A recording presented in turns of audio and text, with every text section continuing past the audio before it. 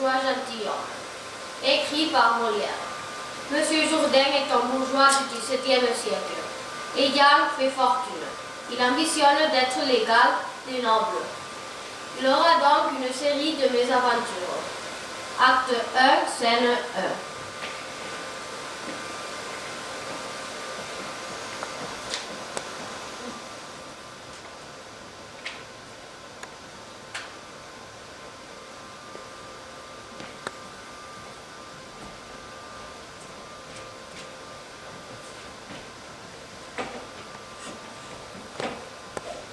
Monsieur Jourdain, maître de philosophie.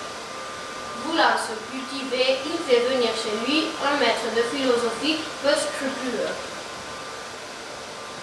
Apprenez-moi l'orthographe, cher maître de philosophie. Putain, ça va bien. A, E, I, O, U. A, E, I, O, U. C'est admirable. Ah, la belle chose que de savoir quelque chose. Je voudrais aussi écrire un vers ou un prose. Je ne veux ni vers ni prose. C'est l'un ou l'autre. En prose, c'est comme l'on parle. Quand je dis Nicole, apportez-moi mes pantoufles, c'est de la prose. Alors, je voudrais écrire.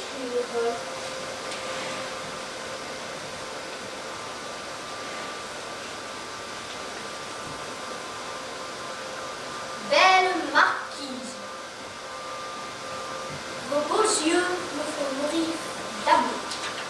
On peut dire d'amour me font, belle marquise, vos beaux yeux. Ou bien me font, vos beaux yeux mourir, belle marquise d'amour. Quelle est la meilleure? La vôtre, belle marquise, vos beaux yeux me font mourir d'amour. Oh l'âme de la pied, que voulez-vous? Rien. C'était pour voir si vous m'entendiez. Mon tailleur m'a fait le plus bel habit de la cour. Venez, je vais le montrer.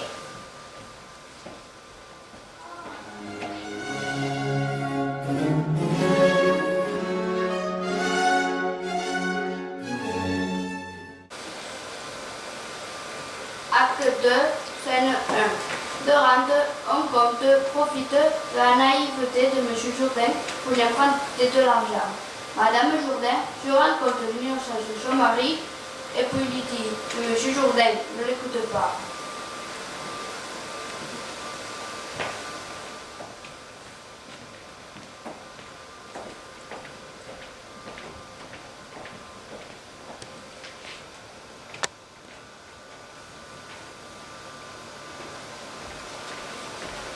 Vous moquez-vous du monde habillé de la sorte? Savez-vous ce que vous dites à cette heure? Des paroles sensées et votre conduite ne les guère. C'est de la prose ignorante. Ah, voilà mon cher Dorante. Cher gentilhomme, comment allez-vous et comment se porte Madame Jourdain? Madame Jourdain se porte sur ses deux jambes. Ce comte est venu pour vous emprunter une fois de plus votre argent. Taisez-vous. Je suis venu vous rendre ce que je vous dois. Vous voyez votre impertinence, femme? Plus les 2000 francs que vous allez me prêter, cela fera donc 18 000 francs que je vous payerai la prochaine fois. Je parle de vous ce matin dans la chambre du roi. Dans la chambre du roi. Tenez, voici la somme. Il fait de vous une vache à lait, une vraie dupe.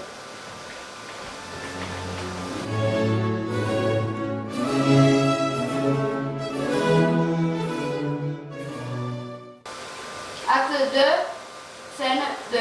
Cléante est amoureux de Lucille, la fille de M. Jourdain. Celui-ci refuse car Cléante n'est pas honorable.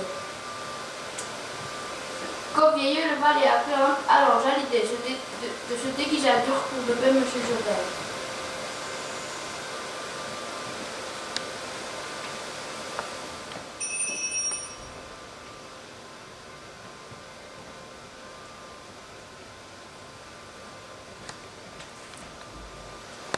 Monsieur Cléante, vous n'êtes point gentilhomme. Ma fille n'est pas pour vous. Elle sera marquise ou duchesse. Mon cher maître Cléante, nous allons lui jouer un déguisé. J'irai dire à M. Jourdain que tu es le fils du grand Dieu. que tu veux épouser sa fille pour la faire noble, c'est-à-dire grand-maman Moutier.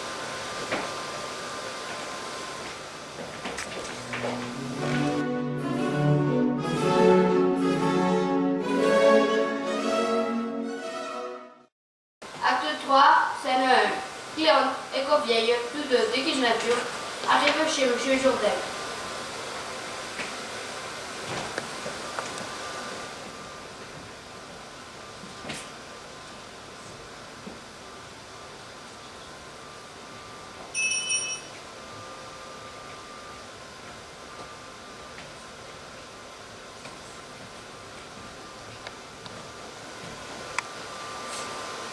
Encore qui est entendu.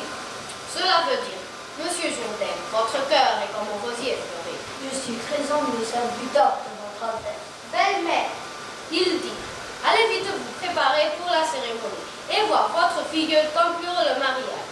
Tant de choses à me dire. Oui, la langue turque dit beaucoup en peu de paroles. Puis la fille de M. Jourdain arrive. Ma fille, donnez votre main au monsieur le fils du rentier. Je ne veux pas me marier. Je le veux, moi qui suis votre père. Lucie, c'est moi, Cléante, mon père, je vous aurai.